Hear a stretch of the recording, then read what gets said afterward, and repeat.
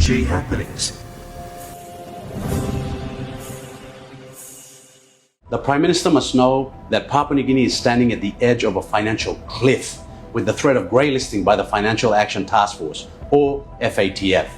This is a national emergency that demands the government's full attention and the Prime Minister's undivided leadership. Greylisting occurs when the FATF places a country under increased monitoring because its systems for preventing money laundering and terrorist financing are too weak. It is the world's way of saying, Papua New Guinea, your financial house is not secure and the risks are simply too high.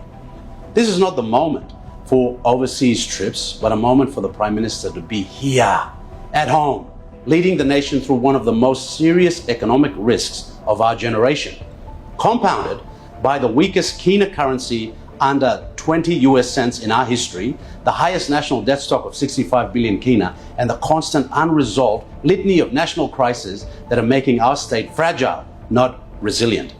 Greylisting will not simply be an inconvenience. Our financial system will not withstand it. It will reshape our economic destiny. It will raise the cost of borrowing, slow investments, further weaken the kina, and burden our children with the consequences of today's inaction. It'll touch every business, every exporter, every bank, and every family. This is a generational threat. PNG needs their Prime Minister here, visible, decisive, and fully engaged, not abroad, not distracted, not delegating this crisis to committees. Leadership cannot be outsourced. To avoid greylisting, the opposition suggests 5 urgent steps for the government to immediately take. First, we've got to establish a national FATF command center under the direct authority of the Prime Minister. A war room approach, daily meetings, strict deadlines, and full inter-agency coordination.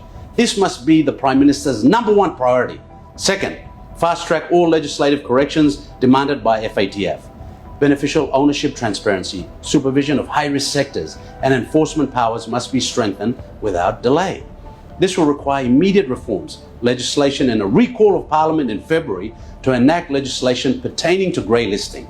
The government must act now to show that it is absolutely serious. Third, we have to build real enforcement capacity, not paper reforms.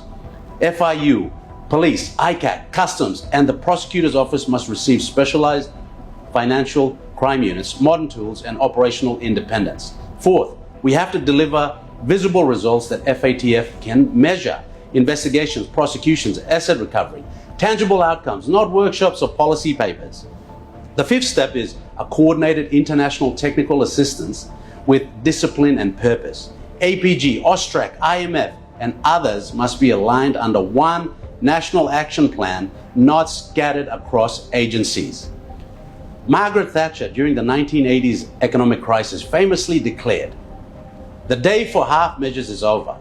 She said this when Britain faced deep structural weaknesses and needed unwavering leadership to restore credibility.